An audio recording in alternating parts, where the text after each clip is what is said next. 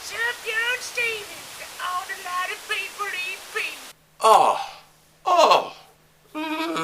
I need a haircut. My needle drops. Anthony Fantano here, internet's busiest music nerd. Gonna do an EP review here of the new Sufjan Stevens All Delighted People. Not that he really needs an intro, but in case you don't know, Sufjan Stevens is a Detroit singer-songwriter whose main asset can be boiled down to one thing: ambition. Everything this guy touches just reaches for extravagance, whether it's his live shows or his songwriting or even the instrumentation that backs it up. And this release questionably attains EP status. I say questionably because it is an entire hour, but what actually makes an EP? Is it less than 10 songs? Is it 20 minutes? Is it, who knows? You know what? The fact is, I'm just going to let it slide because this guy has written a 2-hour Christmas album, and when you've written a 2-hour Christmas album, pretty much everything shorter than that or less weird than that is an EP. And possibly the best thing about this EP that isn't musical isn't the cover. I actually don't like the cover. It's the fact that you can buy it online for $5. But getting into the music, this thing is based around its title track, which is a massive 11 minutes, which justifies its length with some very breathtaking horns, strings, and a backing chorus. Too many times I've heard arrangements and just additional instrumentation ruin a track, take away from a song, but unquestionably the horns, just everything in this EP just complements the music so well. Doesn't really just kind of do its own thing in the background, but is very reactionary to what is going on in the song in the foreground. It's really cohesive, and it really empowers this opening track, especially at the 2/3 mark and at the end when just all the instrumentation is freaking out, getting really loud and noisy and dissonant. It just sort of gives you a idea of just how gigantic this thing is. And there's a reprise of this track later in the and it's sort of dubbed a classic rock version of it, and that thing numbers up to 8 minutes, and it's pretty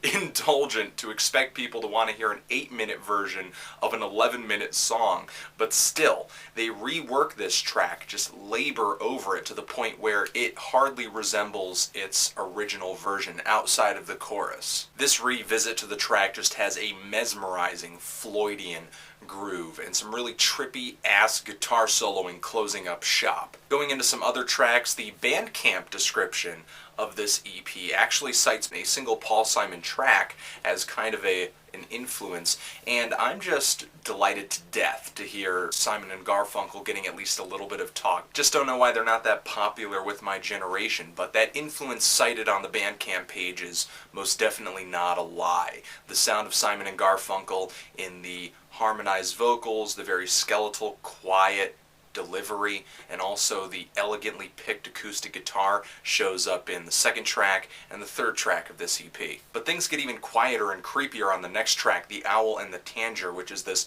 very, very atmospheric piano ballad, which almost sounds like musical theater at some points. You little boy, you little boy. But I do have to kind of nitpick here and just say I don't really like the reverb on that track. It just seems really synthetic, just really out of place. It is a great song, but that sound just kind of puts a bad aftertaste on it. You know? Any problem that I had with that track, the EP most definitely redeems itself on its 17-minute closer, where the band gets even deeper into the Floydian ideas that they flirted with on the reprise of All Delighted People. The build on this track is gargantuan, just lots of psychedelic guitar soloing, lots of warm bass, just drum soloing and drum fills that just sort of tease toward the next bar, just sort of leaving this ocean of space in between when the band just kicks in again for another heavy riff. I know a lot of people may get down on Sufjan Stevens for maybe not being their vocal style, maybe you're not into the indie pop thing, maybe you're not into the indie folk thing,